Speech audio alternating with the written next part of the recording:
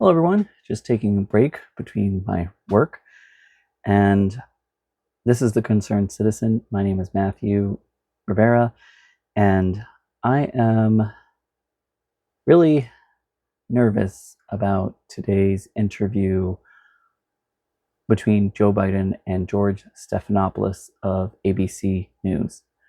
Why? I think obviously it's the previous debate that we had and Joe Biden's performance. I think also I'm nervous about how edited and short the interview will be. Um, I'm also nervous because and concerned because there hasn't been much, let's say, with Joe Biden out in the public. So all of these things added together are really just making me again nervous. I don't think I'm as nervous as I was for the debate. I think it's just because maybe I don't have enough anxiety to give towards it, but I am concerned.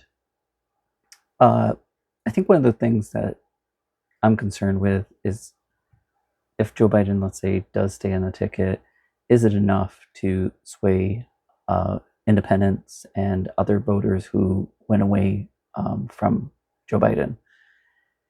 And I saw stats on the news that indicated that Democrats are leaning away from him as well. Um, so it's not really good. I think the one thing I don't see being talked about in the news is the recent Supreme Court decision, which gave presidential immunity to all current and future presidents, and how that impacts the polling, especially when you have things of Project 2025, which is starting to hit the mainstream media. And I think you're seeing more videos about it as well. I'm actually reading it, and I hope to do future videos on it as well. I'm only 43 pages in out of 900 pages. So, and that was just me taking a little bit of time last night before bed. Um, so, if you want a summer reading book, you could pick up Project 2025, free to download. Don't buy it. And I think it reads at least the beginning chapters, just to tell you the truth, almost like Fahrenheit 451, like these other apocalyptic kind of books, and it's kind of scary, like some of the wordings that they have there. And I think that the thing that I have taken away thus far is they'll use wording which is not really defined, but you can get what they're going at in certain sections. In certain areas of the book, this document, they just blatantly say what they want to do, which is very crazy. I mean, we're already right now, the first section is basically really focused on gender, sexual orientation, transgendered, and really targeting that group. And it's scary in regards to how it does so. And again, more information to come in regards to that. But let's see about this interview. Can Joe Biden change everyone's mind? That's going to be an interesting question because during this whole time, there's been lots of news leaks in regards to Joe Biden and his interactions with White House staff and other individuals.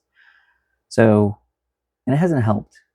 For example, one of the aides released a statement that basically said, Joe Biden is not operational, or the best operational between 10 and 4. And then they had another article that said, hey, Joe Biden talked to the other politicians, and he indicated, he should be going to bed at 8 to really gather himself, and he shouldn't be up past that time. None of that really helps the situation, to tell you the truth, because the concern is about decline. I know that there's lots of people who are saying these conversations should not happen. And one area I will agree with is this never should have happened this so close to a very important election. But here we are. So we have to make a decision. The sooner that the Democrats decide permanently what they are doing, the better that will be to be able to make a decision about how we move forward. According to polls, Kamala Harris, it performs much better than Joe Biden. There's also the logistics that she would be the best person to select, and I know many people may disagree just because of the funding and all the donation, and that money can go directly to Kamala Harris instead of, just having to be refunded, which would be a huge effort when you're only 4 months in before the election. And then let's also not forget early voting, which, I did register for as well, because I just want to get it over with, and at least then I don't have that anxiety. I will say this, is I did go out for the 4th of July, and at first I really didn't want to, because I saw these posts saying, hey, this is the last 4th of July, and, before a monarchy takes over. And I was like feeling depressed. I was like, I don't want to be around people. I don't want to see Trump flags and all this stands and all this stuff. Fortunately enough, unlike other 4th of Julys, I didn't see any Trump stands or any memorabilia or products. Of course, I did avoid many of the booths. All I saw, let's say as far as political, was just a booth for people to register to vote. So, when I walked by, nobody was registering, but I did see that. I have to say it was helpful because with my boyfriend, we went to see his favorite band, which is a local band around here, and it really distracted from everything going on. So I was actually relieved and felt a pressure lifted off of me because, I kept on watching the news, and I think I mentioned this in the previous video, until I felt satisfied. And I just kept on going deeper and deeper into it until I felt some sort of satisfaction. It just so happens yesterday I also got in a fight with somebody on Facebook because I just, and that's normally not me. I usually let people go in regards to that. But it was a person posting about, all these people are upset about January 6th and these rioters and these looters, but, nobody says anything about, the Black Lives Matter and all these other liberals who go and loot every single time that they have a protest. And so I responded, and I was like, to the person, and I said, I just want a clarification. Are you, saying what happened on January 6th was also wrong? And what these other protests did as far as looting and destroying property was also wrong? Or are you just focusing on individuals with Black Lives Matter? So the individual responded on Facebook and told me, basically, I don't care about January 6th. These Black Lives Matter, and doubled down on that. So I was like, okay, point taken and clear.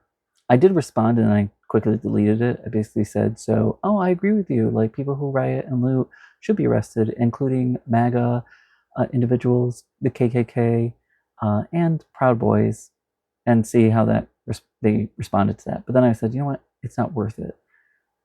This person has already made up their mind. We're not going to agree. I think that one thing I took away from going to the 4th of July is that we're all people. We all have very different opinions. I'm not doing this to put hate on anybody. I'm just concerned about this country. And I think we all are concerned about this country and have very different ideas about what we're headed towards. And I get very concerned that a lot of people make excuses for President Trump, or former President Trump, right? And he's basically telling us what he's going to do. I didn't vote for him the last time. I didn't like what he did. So I was like, okay, I made the right choice, right? So I think that that's important. I don't want to sacrifice my humanity over my own personal gain, which is for finance or for some other social area, whether it be pushing a religion to be the primary religion of this country. So my intention is not, when I vote, if I knew I was voting for a person and they were meeting, let's say, my check marks, but the huge indicator of what I'm not going to be voting for them is Are they hurting other people? That is my concern. Do I see that this person would unruly so target other individuals? And if the answer to that is yes, I will step aside and give up, let's say, the things that I'm focused on for that, because it's only a matter of time before those individuals who are current targets of this individual and the party start to change the direction towards you who voted for them. And I don't want that to happen. I'm looking out for you. And it's sad because I am concerned that these are the only candidates we have. And a lot of people say, like, hey, you're forcing me that I have to select Joe Biden or Trump. And, it shouldn't be just that black and white. You're correct. Normally, it should not be. And it is unfortunate. But just to tell you, like, growing up, you've had binary choices in the past. I mean, there are options. Like, I could be say, like, my mom goes, do you want a hamburger or hot dog? I want pizza. Well, guess what? It's only hamburger or hot dog. I want pizza. And then it's only hamburger or hot dog. Okay, I choose not to eat. And then I'm slowly starving myself, right?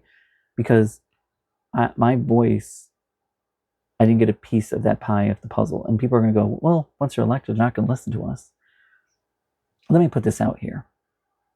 I think that the Democrats are a little more persuadable as far as getting what you want, because their base, who, vote for them, are a little more vocal in regards to and getting tired of Democrats not taking action. And that is really going to hurt them, right? Republicans can do whatever the hell they want right now. And they're the party that doesn't have to worry about morality or any of that. So you're not going to get what you want out of the Republican Party, because now I can be as boisterous and as crazy as I want, and I'm still getting the votes. Why? Because now I have a cult that just believes whatever I say, and I just can use trigger words. I can create conflict between individuals, like, hey, more people are gaining rights. That's bad. And you're like, you know what, that is bad. Why is that bad? Because you are losing your rights, even though that's not really happening. So all these things are creating more division on their side. They're creating the problem. That's how they get you. They don't even have to do much for you. I can create the problem and fix it for you. There never was a problem probably to begin with. So that's a real issue and difference between the two parties. So I understand you're not happy about selecting between the two parties. You can select a third candidate, but it doesn't do much, especially during this time. My main concern is about getting rid of Trump, rejecting MAGA. We need like a fever to run through the country to get rid of them, and hopefully they can gain their sanity. The first time I knew that this thing was going batshit crazy was I was driving in New York State. I live in upstate. I'm driving and I see a Trump store, and people are selling all these shirts, and I was like, this is crazy. Republicans at the time were talking about, like, it's dangerous that young children are idolizing celebrities and all this, but it's even more dangerous to idolize a politician, to love them no matter what they do, to think that they should be just immune no matter what. So lots of the things that were happening behind the scenes with Trump that we discovered and people were willing to report, now it's going to be not legal or evidentiary in a proceeding for law or in the courts. So that's really scary. And if you don't think that Trump will do it, that is also really scary as well. So tonight's the interview. I will post another video. I also plan to do, like I said, more videos on Project 2025. I'm going to do a video on the comparison between Mitch McConnell and Joe Biden. And a lot of people are saying there's a double standard there. Is there? Or is it just based on the different parties and where their morality stands? So if you like the video, subscribe, leave a comment, like, and I appreciate it. I recently got 3 subscribers. Thank you from the bottom of my heart. And no matter if you disagree with me, if you're on the Republican side posting, let's say, comments in the chat hating me, I just want to say I express love to you. My intentions, I just want to let you know, are not to hurt you. I want the best for you. I want us all to be prosperous. I am inclusive, and I believe that we all can do this together for the best interest of the country. We can disagree, but I'm just saying this man's a danger. I will never vote for Trump, and that's my opinion. And if he does get elected, as a final closing to the video, if Trump does get elected, I pray to God that he does do the right thing.